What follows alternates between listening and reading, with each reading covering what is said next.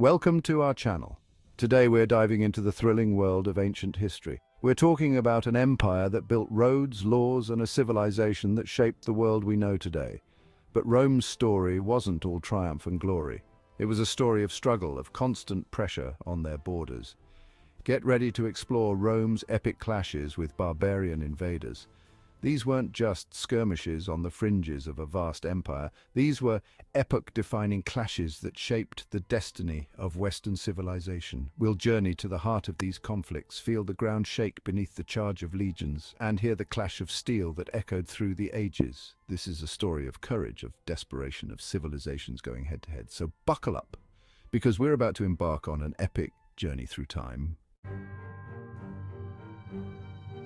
Rome wasn't built in a day, It took centuries of struggle, of expansion, of pushing their borders outwards against fierce resistance. From humble beginnings as a small Italian city-state, they conquered and absorbed their neighbors, growing stronger, more organized, more powerful. Their legions, those disciplined formations of soldiers, became legendary. They marched across Europe, North Africa, even into the Middle East, bringing Roman law, Roman engineering, Roman civilization with them. But this expansion, this relentless push for glory, brought them face to face with a new kind of enemy.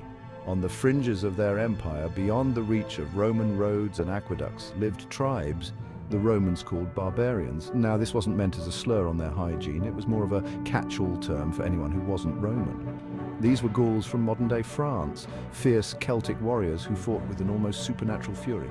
They were Goths, Vandals, and countless other tribes, each with their own customs, languages, and ways of waging war. At first, these encounters were sporadic, skirmishes on the frontier. Roman might usually prevailed, but the barbarians, fighting for their homelands, their families, their very way of life, fought with a tenacity that surprised the legions.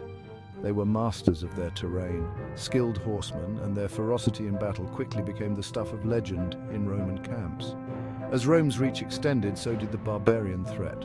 What were once isolated skirmishes became full-blown wars. The barbarian tribes, realizing the threat Rome posed, began to form alliances, to share tactics, to learn from their defeats.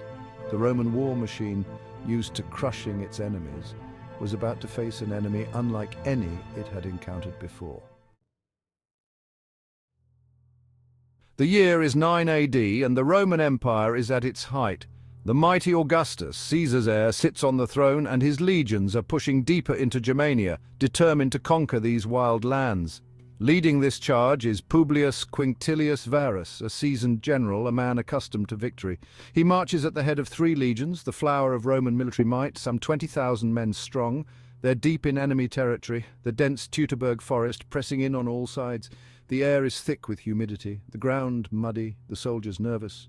They're strung out in a long column, slowed by their baggage train, vulnerable. And then it hits them. From the trees, a storm of javelins, spears, and axes rain down on the unsuspecting Romans. It's a chaotic, terrifying ambush led by a man who knows the Romans all too well.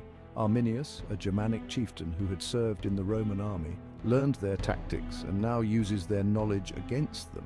The legions, caught off guard, try to form up, to find their order in the chaos, but the terrain is against them, the trees limiting their movements, the rain turning the ground into a quagmire. They're hacked down, surrounded, overwhelmed by wave after wave of Germanic warriors.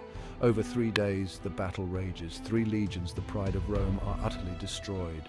Varus, facing defeat, takes his own life, rather than fall into enemy hands. The Teutoburg forest is littered with Roman dead, a silent testament to the ferocity of the Germanic tribes.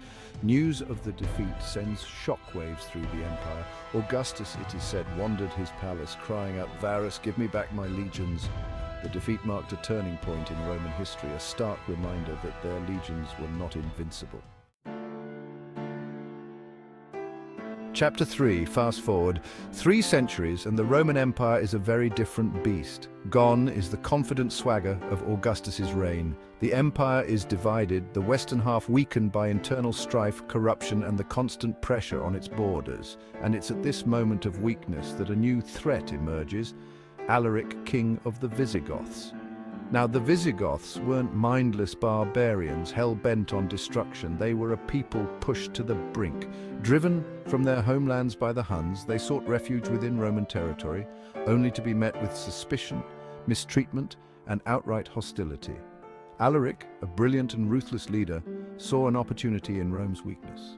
He led his people south, their numbers swelled by refugees and escaped slaves, all seeking a better life or simply revenge against their Roman oppressors.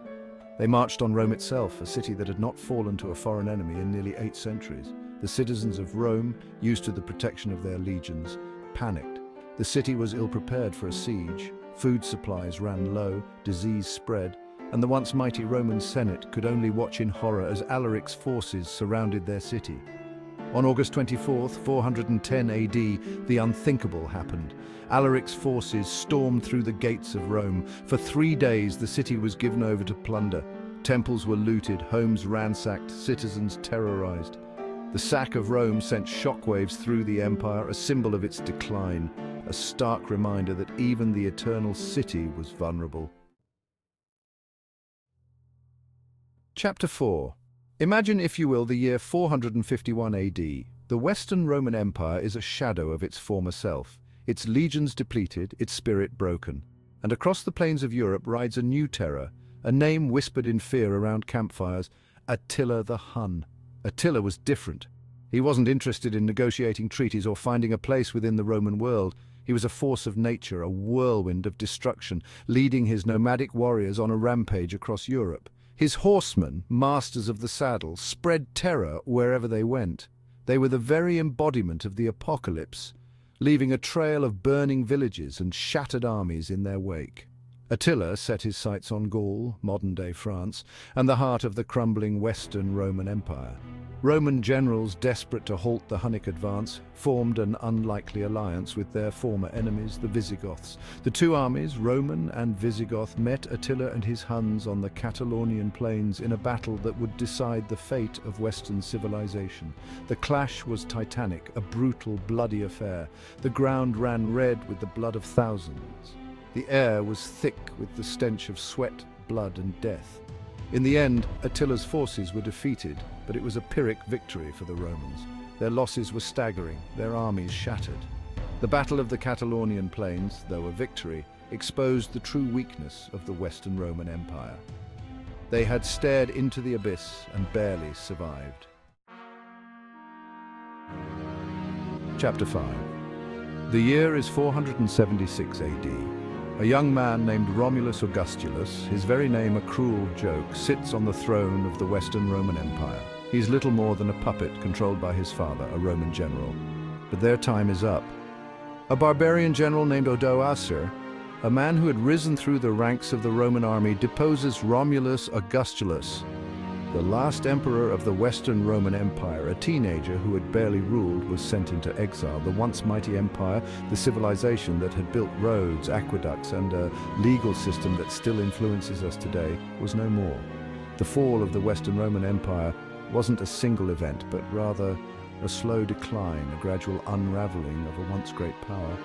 Barbarian invasions were a major factor, but so too were internal strife, economic instability, and the sheer size of the empire itself. But the barbarians didn't simply destroy Rome, they inherited it. They adopted Roman customs, laws, and even their language. They intermarried with the local populations, creating new kingdoms and cultures that would shape the course of European history.